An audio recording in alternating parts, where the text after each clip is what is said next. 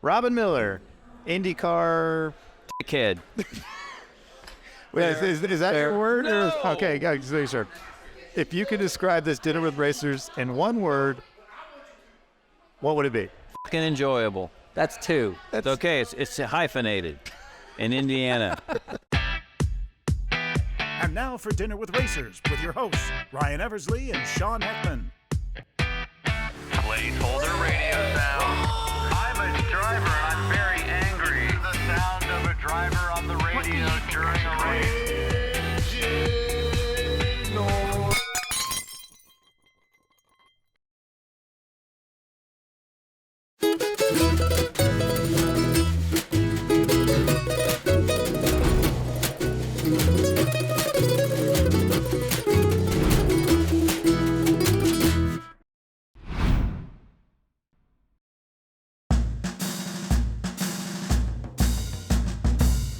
All right. Well, we got to know, what did you drive in here? Your daily driver. What brought you to this restaurant? A Ford Escape. Okay. Okay. Right on. I had a Lotus Europa because it looked so cool, but it had a Renault engine. It was awful. And so then I was pretty good buddies with Art Pollard. I was always saying, God, I want to be a race driver. And he's like, we'll sell that sports car and we'll go get a car. He goes, we'll go to Granatelli. He's got cars. He'll sell you one. So that's when Formula Fords were just starting. Right. 69, 70, 71. Formula Fords were really starting. So I borrowed $3,000 or $4,000 from my banker for a new car, but it didn't tell it was a race car. Yeah, of course. Eventually I told him. Yeah. So we went to Granatelli's, and here's all the Novis under plastic. Yeah. And every STP car, and here's this little Formula Ford painted up Dayglow orange. That's mine. So if I was gonna write a book, it would be about how probably not to go racing. Sure. Because I was so mechanically inept, I should have never been allowed to own my own car. Sure. And the trailer I rented to go pick up my Formula Ford was a U-Haul trailer. Okay. That would have fit a Shetland pony in it, but not a race. But not a race car. Sure. So I get up there and they got to take the wheels off and get a port. They have to be able to fit it sideways. Yeah. And that was the start. In '72, you had to go to driver's school. Right. 2 driver's school races. So we went to Watkins Glen, walked the track because I saw somebody do it in Winning. Yeah, you got to do it. You got to walk the track. Of course. Yeah. So they ran the Formula Fords, the Formula Super Vs, the Formula A, Bs, and Cs together. Yeah. It was like 60 of them. Get it out there. Yeah. And Formula A, Bs, and Cs had wings. They had big. And here you are in this baseline. And there was an instructor, and we ran the short course, but it's Watkins Glen. Right. Who cares? It's a big deal. So we're following this guy for the first half hour. He's showing us the line and all that. Then he just turned us loose for an hour, and we get to run around for a whole hour. Right. That's crazy. Yeah. So, and then we're done. So the next day we're lining up for our first race ever. And so I asked the guy, I said, hey, where's 40 CD start? And he goes, you're on the pole. I said, the race? He goes, yeah. I go, the Formula Ford is on the pole of the race with the Formula A and B and C. Right. Yeah, you had the fastest practice lap, so you're on the pole. So I got a 4-speed Hewland gearbox. Yep. This is step 2 in how I should have never been allowed to have my own car. We had to have a false flying start because nobody ever had a flying. They had a flying start. Absolutely. And then you get to the top of the hill at Watkins Glen, you go up the S's, and there's a yellow flag, and everybody slows down and backs up. So I take off, and by the time I get to the top of the hill, I can't even see this guy that started next to me. He was sitting on a phone book. That's how big this guy was in a Formula A car. He probably had 200 more horsepower than I did. Right. So I'm slowing down, waiting on everybody, and I'm thinking, I'll be in Formula 1 in 2 years. Yeah, absolutely. Penske gonna call. I'm a natural. This is absolutely. I had no idea it was this good. You've had 2 hours of school. So when we start the real race, instead of leaving it in second gear like I had, I put it in third and it goes, 1,600 Ford engine. So about 6 guys pass me, and a guy hits me as we turn into one, drives me up the bank, breaks the car in half right behind the roll bar, and all the fuel's running down the track, and I'm sitting next to it on the track like this, because I've gone from Formula 1 to out of racing in like 5 minutes. Yeah. And my buddy took a wheel hammer and beat the guy that crashed me, beat the nose off his Formula Ford, was going to kill him. So they gave me my license, and I ran. So then you got a license. Yeah, the guy said, look, it wasn't your fault. Here's your license. So every day I had lunch down here on 16th Street. Okay. At the Beverage Inn with Bill Vukovich, Gary Bettenhausen, Johnny Parsons. We hung out together every day, and they kept saying, if you want to learn how to drive race cars, get rid of that squat to pee Formula car and go get a midget or sprint car and learn how to drive a race car. Yeah. Right. And so I did. Now this is just shows you how clueless I was, because when I started in '75, everybody at the Indy 500 still raced midgets and sprint cars. So, I went to Kokomo. I made the feature, and there was like 12 guys from that year's Indy 500 out of 20 in the feature. So I'm in the feature, and I was doing okay, and I ran all night. So after the race was over, Gary came down, holding his arm, and he goes, "You might be able to do this." I said, "Thanks, schmuck." He goes, "No." He goes, "You did." He goes, "You never been on the dirt other than the Champagne." He goes, "You did a really nice job." I said, "Thanks." So 4 days later, we go to Raceway Park. And Now, at this point, how big is your head? No. Okay. Back in the 500. Believe me. Yeah. No. Okay. No. So we go to Raceway Park. I missed the show, and I'm sitting on my trailer, feeling sorry for myself after racing. Gary comes in afterwards. He goes, "Take my name off that car." I said, "What?" He goes, "Take my name off your car." I said, "What are you talking about?" He goes, "You look like a candy ass out there tonight. You're an embarrassment to racing. I don't want my name associated with you." I said, 4 days ago you said I had a chance. I was wrong. So I raced from 75 to 82 in USAC. Yeah. And I had some good moments, but I did so many stupid things in a race car. I mean, some of the things I did. We're at Kokomo one night, and I'm going to start on the outside of the front row, and it's a doubleheader. And there's some guy in front of me that just started racing. I said, I don't want to be behind him when the green flag drops for hot laps. So I went smoking around him, and it was real slimy. So it snapped in, backed into the wall just as they dropped the green, and a guy, I shortened it 2 feet on the back, bounced out on the track, and the guy hit me head on, so my midget was about this long. Okay. And I get out of the car, and I'm sitting on the track, holding my head, I think it did knock me out for a minute. I'm just sitting there trying to get my bearings, and I kept asking everybody, what happened? Oh, you were a dumbass, you crashed before the green came out. Okay. And then there was a guy named Bill Finley, who was like my second dad. He built Indy cars in his garage over here on the west side of town. Okay. So I was trying to do everything I could to learn about racing. And so he told me once, I almost cut my hand off on the bandsaw, and he said, "Don't take this the wrong way, but you're the dumbest son of a bitch I've ever met in my life, mechanically. You might be able to write a story, but you are hopeless."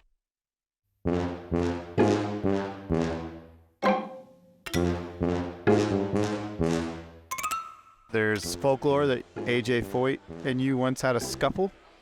That would be a scuffle is kind of a funny term. No, he smacked the shit out of me. Okay, so give us the entirety, because it came from you writing a column that he didn't appreciate, and I'll let you just go from the beginning. 1981, Roger Penske shows up with a radar gun. First one we'd ever seen. Sure. Has one of his guys stand at the back stretch going into 3. After a couple days, they compile some notes, and they come find me, and they said, "Hey, everybody's getting into turn 3 going about 204. What's going 219, 220, 221? I went, wow. Didn't say anything to AJ. I just put a little line in a story the next day that said, AJ Foyt's straightaway speeds are raising eyebrows up and down pit road. That's what it said. Yeah. That's all it said. So I'm standing up by the tower the day before pole day in 81. There's probably 30,000 people. The grandstand's packed, and I'm standing there with my arms folded, and there's a yellow, and AJ comes up behind me and goes, and smacks me, and I had longer hair, and jerked me behind the scoring pylon and said, "I'm going to kick your f***ing ass." And the veins are sticking out in his neck. And I'm like, what? I mean, I had no idea what he was meant. You probably still stunned as well. You just got whacked. And I said, "Calm down, what is wrong? You write all that bullshit about me in the paper. I'm nice to you. You piece of shit. I'm going to kick your ass off for one side of that. Calm down. There's no doubt you can kick my ass. Not over something like this." I'd always gotten along with AJ because I raced and because I worked on IndyCar. Right. Pit crews, and I wrote about it passionately. And the fact is, when he'd blow up or something, I'd give him an hour. I would go, find another way. Say, "Hey, what happened?" So he calms down, and I pull out my notebook, and I start taking some notes. So he gives me a little smack, a pat, heads back to get in his car, and I walk across the pits, and there's 2 guys that are attorney friends of mine, and I went, "That's a lawsuit. That's assault and battery. You got 30,000 witnesses." I said, "Oh, no." No. Okay. That ain't going to be what I'm doing. I'm going to write a story about what a cheater he's been all these years. Oh, so now you're going to do the Now I'm gonna Now write it's gone the- from a little bullet point to Yeah.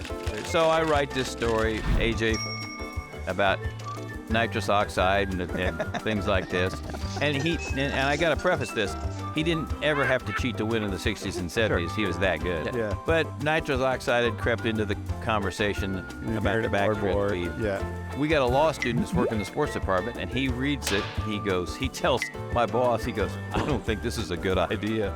He goes, now, I'm not a libel lawyer, but he said, Robin just got hit by this guy, and this will be seen in a court of law as, retribution. This guy is, now you have motive. this is what he's fighting back with. Yeah.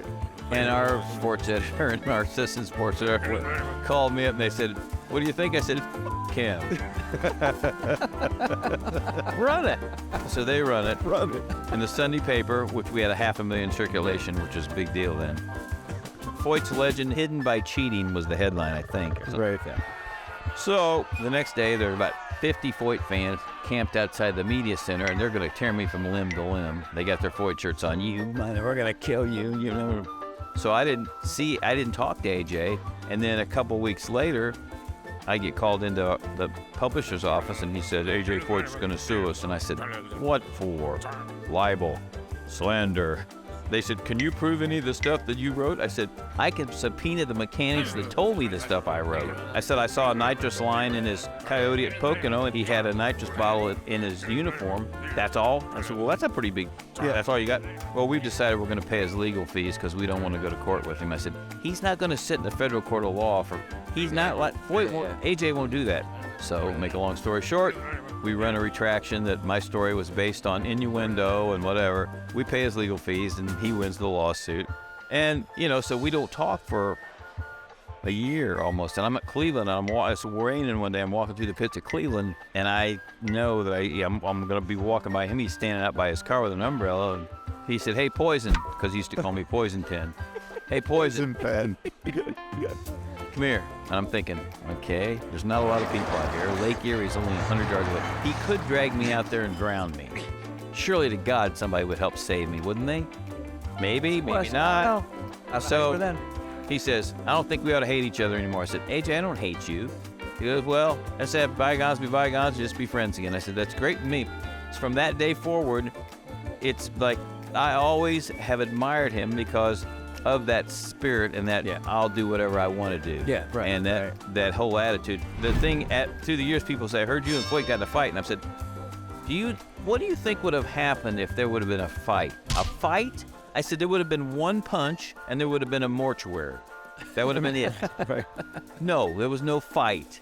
There was a smack. Now, I did say, because I told Lyondike goes, we got something in common. I said, nah, he didn't knock me into a flower pot like a sissy. I kept my balance.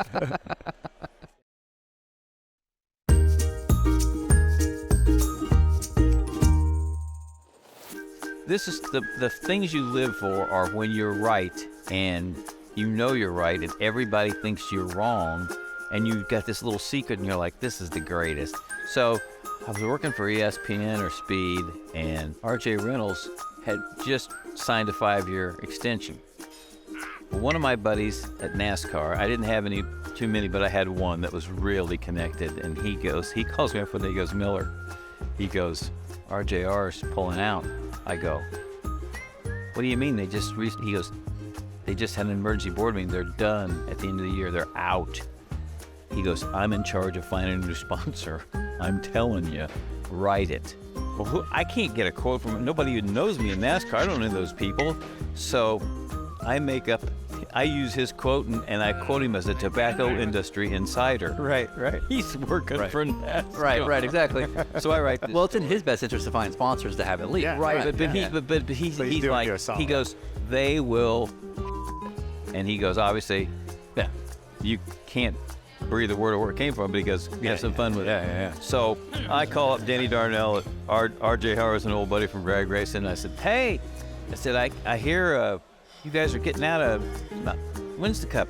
At the end of the year, he goes, we just re-up for 5 years. What? I didn't think you drank. I said, I don't drink. No. He goes, that's stupid. Don't write that. Okay. So I call Rusty Wallace, who's about the only guy that I knew that would talk. He's driving through San Francisco on some PR tour, and I go, hey, Wallace. I said, I hear RJR's getting out. He goes, listen, Cat, you might know a lot about IndyCar racing, but you don't know jack shit about NASCAR. And I got my finger on the pulse, and I've never even heard it. He goes, we just re-upped with RJR. I said, okay, do me a favor. Let's imagine that I'm right and they're going to leave. What would that mean to NASCAR? And he gave me these wonderful quotes about how they bought his suits, they painted the tracks, and they gave him deal tow money. Yeah. It was great. It was exactly what RJR helped turn the whole thing around. Yeah. So I write this story, and my editor at, I think it was ESPN, because they still had NASCAR, he calls me up and he goes, you're killing me. You're going to write a story that says RJR's getting out and you don't have anything except a quote from a tobacco industry insider. What the are you doing to? So then they call the lawyer in, and we have a conference call. And this guy says, I know you've done this for a while, but I'm really uncomfortable with the story. And I said, well, you guys hired me to come up with scoops, and this is the best one NASCAR's had in a while, and I'm guaranteeing you 1,000% that it's true. So I write it. They reluctantly publish it. We get beat up by AP does a story with Bill France. I don't know where it comes from, who this guy is. I've never heard of him. This radio station in the South, they take turns at having a day every day. What are they going to, what's going to happen next? He's going to quit. And we're just getting tattooed. And so my boss is a nervous wreck, and he's got a wife and 2 kids, and he goes, I have a terrible feeling that you've finally f***ed this thing up. And I said, Mike, I'm going to tell you something. It's true. Just be impatient. So Denny Darnell calls me back and he goes, brother, I told you not to write this story. You're the laughing stock of NASCAR. You're the laughing stock of RJR. There's people walking out here telling me my friend's an idiot. Why did you do it? I said, it's true. I know it's true. He goes, you're crazy. I know what's going on. I said, no, you don't. Driving to Sebring spring training the next morning. Cart's having spring training at Sebring. I'm listening to this Joey or Johnny or where their names is up there. The Southern guys like Bob and Tom here. Your average morning radio show. And this guy says, holy mackerel, just got a release here. RJR's, they're getting out of NASCAR at the end of the year. I drove off the road. I was like, so I get to the press room and there's 1,000 messages for me. Call this guy, call this guy. Right. So I just call my boss at ESPN. He goes, I'm sorry, I doubted you, but you got to admit, we didn't have much there in that story. I said, what we had was the greatest source you could ever want, which I will never tell you who it was, right. But I knew it. And so, to make a long story short, I hadn't been to a NASCAR race in 5 years, so I broke that story. A year later, the same guy calls me up and he says, just got off an airplane with Bill France. Brian is going to replace Mike Helton on Monday. That's the official press conference. Just in case you want to have a little fun with it, it's only Friday. Yeah. Thank you. I'm like, Brian France, the village idiot's going to replace Helton? This is good. Yeah. So I called Brian France's office.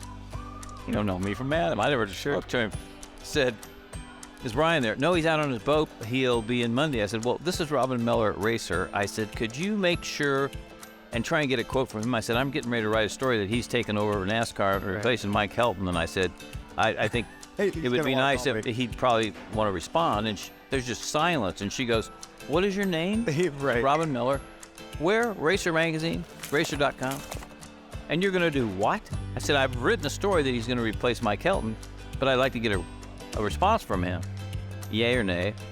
I don't think that's possible. And hangs up. So I had to make up a quote, which I did, and it was some. I don't know what insider this was, but it was another one of these my buddies. But I used industry insider. So David Poole of Charlotte writes a column that says this is never going to happen, and Robin needs to stick to IndyCar racing. So it's NASCAR is at Loudon. That Saturday morning they have a practice session. Alan Bestwick and the boys weigh in on TV. Well, there's an erroneous report out there. I don't know where this guy comes up with this stuff like this.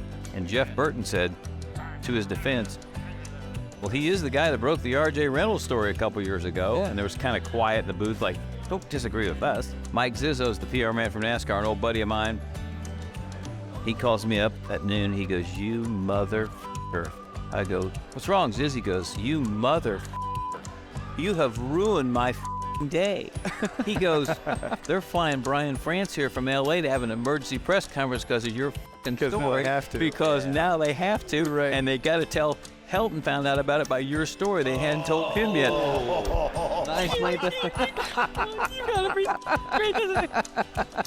So Marty Smith, the little guy that does the ESPN reports, you know Marty. Yeah. He calls me up and he says, you know what? He goes, you know, I played basketball a couple times and you came to the Brickyard and I know you don't like NASCAR because it really pisses me off that a guy that don't even come to our races writes the two biggest stories we've had in a decade. How the did you do it? I said, I'm an old guy, Marty. I got friends. Now that's what makes your job fun. Yeah, it's when they're all like, are you at me? They flew Bry guy in for the fucking emergency press conference. Sorry about your day, man. Bry, I gentleman.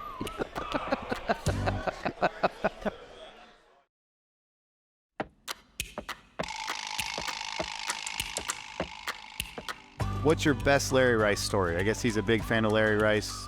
Larry Rice was my landlord. Yeah. And he was a school teacher. So I gotta know, because like, from what you described, this is like a frat house at this point. There's guys in the basement. It was Animal House. It had a basement, it had an upstairs, and it had a couple bedrooms. Okay. And Chuck Gurney was actually hosing a policeman's wife, and he lived in the basement. So the guy found out who he was. Okay. So Larry and I put signs up: Larry's room, Robin's room, Chuck's room. Okay. So if the guy busted through the door, It's not you. he was going to go downstairs yeah. and kill the guy that had it coming to him. Right. Best Larry Rice story. He got 74. He was supposed to drive this toilet. I mean, it was a toilet, and it didn't show, and it didn't show. And Larry was the nicest, most polite guy. He was a school teacher, for God's sakes. It got to the point where he was every 10 steps. Hey, Larry, where's your car? So we made up a couple of signs, and I drew them up and hung them off his. No, it's not here yet. I think it's in Ohio. Right. I hope it's here by the weekend. Thanks for caring. Right. So we had him on both sides, so he's wearing that. Yeah, just there it is. So this thing finally shows up, and these guys, it was like the Robin Miller School of Mechanics. Nice. They didn't have an oil heater, and they didn't have a starter. Ooh. How are you going to start going this here, sure. ancient? Right. So, thankfully, it never made the track at Indy. They ran out of time. Yeah. So they took it to Milwaukee. Sure. Larry's going down the backstretch on the second hot lap, and the rear wing falls off. As it does. As it does, and pounds into the wall and kills the car. And we're driving back home from Milwaukee, Gary, and he goes, I know this isn't a very nice thing to say, but I'm glad I killed that car. Now, for Larry Rice to say something like that, it's just like, wow. He never would ever say something like that. Just, and the fact that he was so modest.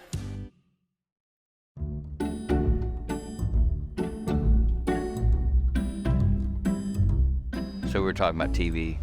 It looked like NBC was going to try and buy ABC out and just get him off the planet.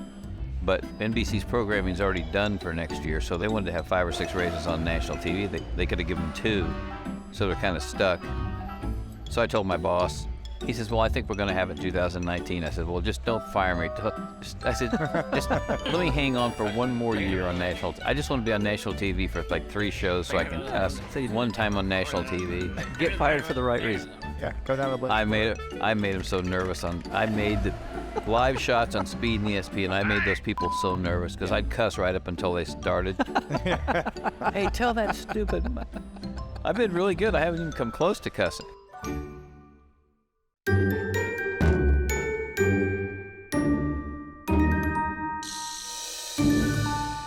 The journalism side of you, is that something that you've always had a passion for, or is it just because you wanted to be in the scene and this seemed to be where you felt? No, I was an editor of my high school newspaper, and I always thought my mom was a good writer. I always liked sports, but like when I was in high school, I looked like I was like this tall and weighed like 65 pounds. So I was a student basketball manager. Okay. And is that code for Towel Boy? That's probably code for Towel Boy. Okay. And I was working at the Star answering score phones. Some of the boys would get drunk every night, and they didn't come back one night, so I answered the phones and took little game reports, and I just kind of stuck.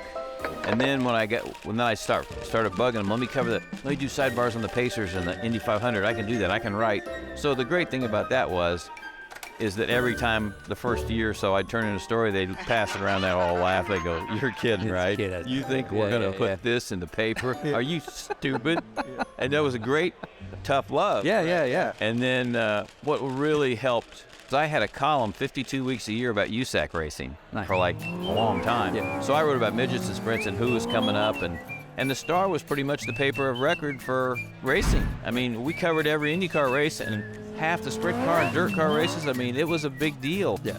So sometimes you know, when you first start out, you write nice little glowing features and everybody likes you and stuff. And then I think the first time I really pissed racing people off is I wrote a story in '78 about what a joke the Speedway's purse was at $1 million. And Bobby Unser, who had never spoke to me, calls me up. "That's the greatest story I've ever read. I love that story. How is it I don't know you, Rob?" And I said, "Well, you usually walk by me, Unser, when I ask you a question. You don't have. This is what I think about. Like I did a column last July 4th. I called Parnelli, Uncle Bobby, Mario, and Foyt on July 4th and talked to all four of them just to do a thing about how cool is it. I'm 67 years old at the time, and I can pick up the phone and call these guys that were my heroes that I wrote about, that I argued with, and we just talked about what was going on. And I just said, when they're gone, I'm going to miss Uncle Bobby's.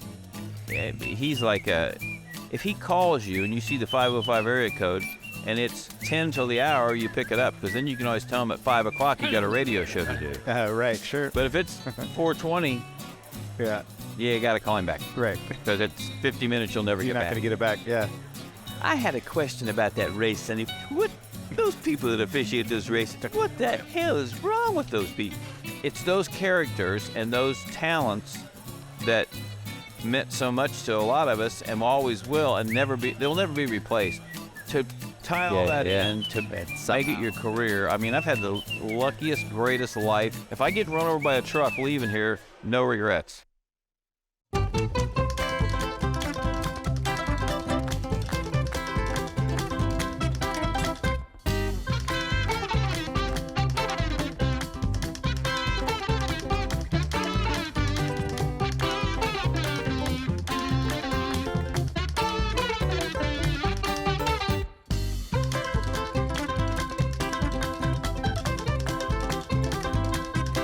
We're on a road trip!